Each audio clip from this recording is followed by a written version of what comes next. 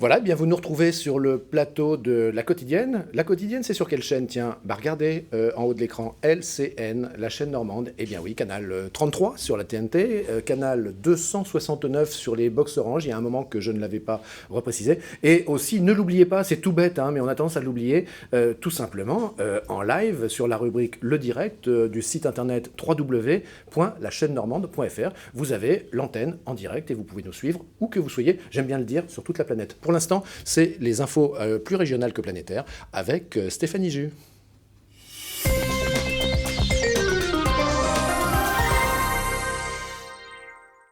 L'extraordinaire voyage du fakir qui était resté coincé dans une armoire Ikea, c'est l'ovni littéraire dans ce moment. Nous sommes allés hier soir à l'Armitière à Rouen à la rencontre de son auteur, Romain Puertolas.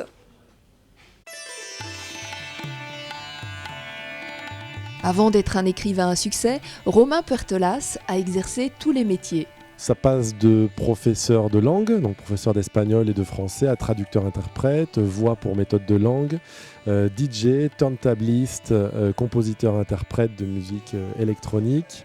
J'ai été nettoyeur de machines à sous en Angleterre, j'ai travaillé dans la navigation aérienne en Espagne, dans les aéroports, et puis j'ai terminé lieutenant de police à la police aux frontières en France.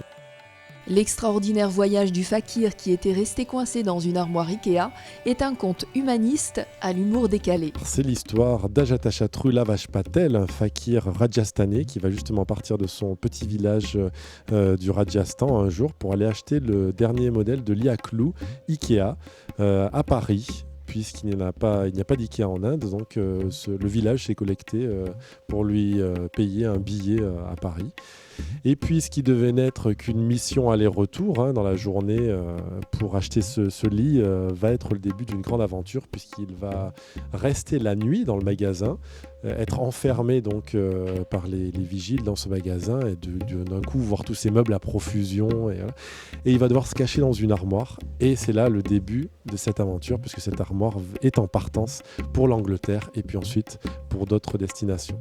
Les aventures rocambolesques de ce fakir sont aussi pour l'auteur un moyen d'aborder le thème de l'immigration illégale. Fakir de son état, Ajatashatru Lavash, prononcé Jatash Tasharu Lavash, avait décidé de voyager incognito pour sa première venue en Europe. À cette occasion, il avait troqué son uniforme, qui consistait en un pagne en forme d'énorme couche de nouveau-né, contre un costume en soie brillante et une cravate louée pour une bouchée de pain à Jamal, prononcé Gemal, un vieillard du village qui avait été représentant durant sa jeunesse pour une célèbre marque de shampoing et en conservait encore de belles boucles grisâtres. Ce roman, écrit en seulement 3 semaines, est aujourd'hui vendu à 160 000 exemplaires en France et traduit dans 35 pays. Un succès littéraire qui éveille l'envie d'une adaptation cinématographique par de nombreux producteurs français. Rinato, une jeune entreprise rouennaise, revend les costumes et les décors de l'Opéra de Rouen. Une offre susceptible d'intéresser les artistes, les collectionneurs et les particuliers. À quelques jours de la Saint-Sylvestre, voilà une idée originale pour un déguisement unique à moindre prix. Reportage Pierre-Maël Delobert. L'entreprise Rinato a vu le jour en décembre dernier. Et c'est lors de sa première vente événementielle à l'Opéra de Rouen que Julie Berthaud a commencé à croire en son projet. Revendre des costumes et des décors d'opéra. En 3 heures, plus de 500 personnes avaient répondu présentes et 200 pièces avaient été vendues. Car une fois les opéras terminés, les costumes et les décors sont stockés. En plus de prendre de la place, ils ne sont plus utilisés. C'est un travail qui a été fait sur mesure, qui a été fait par des costumiers. C'est un travail qu'on ne connaît pas forcément beaucoup aujourd'hui. Pour nous, c'est extrêmement important de valoriser ce métier, de valoriser ce travail. C'est pas de la production industrielle, ça a de la valeur, ça a une histoire et c'est ça aussi qu'on veut valoriser à travers Rinato. D'où Rinato, redonner une nouvelle vie à des costumes d'opéra. Rinato vient du verbe renaître en italien. Et il y en a pour tous les goûts et toutes les bourses. Comptez de 60 à 600 € la pièce. Un prix bien inférieur au coût de production, tout étant unique et fait main. Pour donner une âme au costume, une fiche détaille le nom de l'opéra et de l'acteur qui l'a porté. Celui-ci est assez spécial parce qu'il a été terminé avec un aplat de fibres d'ananas. En fait, ça, c'est de la fibre d'ananas. C'est un tissu qu'on ne connaît pas forcément et qui rend ce costume-là aussi assez intéressant. Enfin, on a le costume, le fameux costume au téton lumineux qui avait été réalisé pour la chemise. Et en fait, on pouvait mettre une petite pile dedans et actionner les tétons à volonté pour qu'ils fassent de la lumière.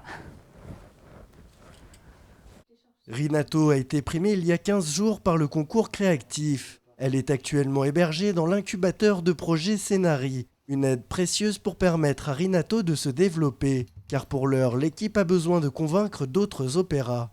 En fait, on a la volonté de proposer ce service aux autres opéras, aux opéras étrangers notamment, puisqu'on s'est aperçu qu'en fait, les opéras étrangers ont la même problématique de stockage de costumes. Et par conséquent, on a décidé de faire venir 2 stagiaires, une américaine, une allemande, qui iront prospecter les pays limitrophes, notamment l'Allemagne, la Grande-Bretagne, pour essayer de faire venir des stocks de costumes et les mettre en vente ici sous forme de vente événementielle. L'offre a rapidement convaincu dans le monde du spectacle. La compagnie rouennaise Les Frères Georges a trouvé son bonheur pour habiller les comédiens dans une création intitulée La Réclame. C'est vrai que bénéficier de la qualité des costumes de l'opéra, à moindre coût, une fois qu'ils ne servent plus, pour des questions de coût, ça m'intéresse. Après, pour des questions de qualité, j'ai de la très bonne qualité. En plus, j'ai trouvé quelque chose qui correspondait exactement à ce que je voulais.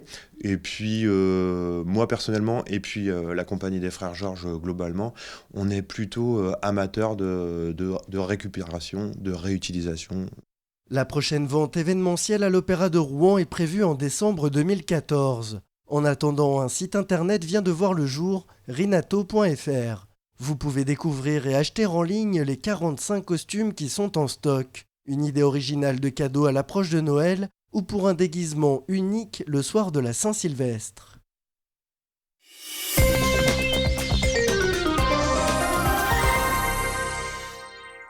Merci beaucoup Stéphanie Jus pour toutes ces infos et moi je suis très content parce que bien sûr d'être avec Stéphanie et que tous les deux on vous présente ce soir la quotidienne, mais aussi à ma droite d'être avec Léna. Léna c'est une stagiaire, vous savez c'est l'époque, les collèges envoient des stagiaires de 3e dans les entreprises pour découvrir le monde du travail. Toi Léna tu as eu de la chance, tu es arrivée à la télévision.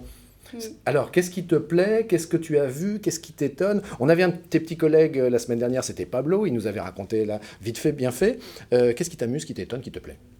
J'ai trouvé ça étonnant d'abord, j'avais jamais vu un montage vidéo, son audio et tout, et je pensais pas du tout que ça se faisait comme ça. Le direct aussi, j'ai bien aimé parce que c'est impressionnant à la vitesse.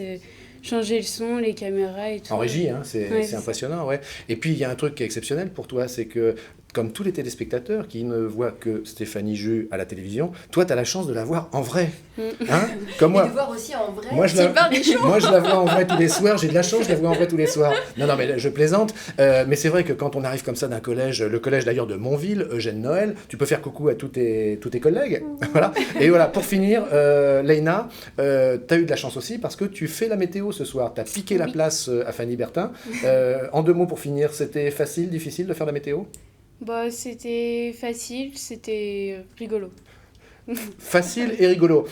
Mes chers amis, peut-être avons-nous ici une future Miss Météo des grandes chaînes de télévision. Qui sait? Rendez-vous dans quelques années. En tout cas, tout de suite, rendez-vous pour la météo avec Léna. Et Fanny était avec toi aussi? Oui.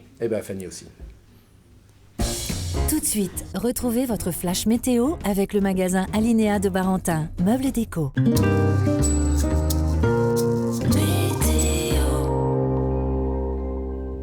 Hello la Haute-Normandie, aujourd'hui en exclusivité rien que pour vous, une Miss Météo toute jeune, toute fraîche et toute pimpante, j'ai le plaisir de vous présenter Léna. Allez Léna, c'est parti, tu as les commandes de la météo, alors éclate-toi. Coucou, moi c'est Léna et je suis votre Miss Météo pour aujourd'hui. Dans J-6, c'est Noël et plus que J-12 avant de passer en 2014. Demain, la pluie et les nuages nous quittent pour laisser place à un beau soleil et ça, c'est plutôt une très bonne nouvelle. Niveau température, rien d'extraordinaire, les plus chanceux sont sur les côtés de la Manche avec de 9 à 10 degrés. Et pour le reste de la Haute-Normandie, c'est pas mal non plus puisqu'il fera quand même entre 7 et 9 degrés. Rien de nouveau, toujours 8h10 d'ensoleillement pour la Normandie. Je compte sur vous pour souhaiter une très bonne fête à Théophile. Ne vous inquiétez pas, demain vous retrouverez Fanny. Quant à moi, je vous quitte et je vous souhaite de très bonnes fêtes de fin d'année. Passez une bonne soirée. Votre magasin Alinéa de Barentin, meubles et déco, vous a présenté le Flash Météo.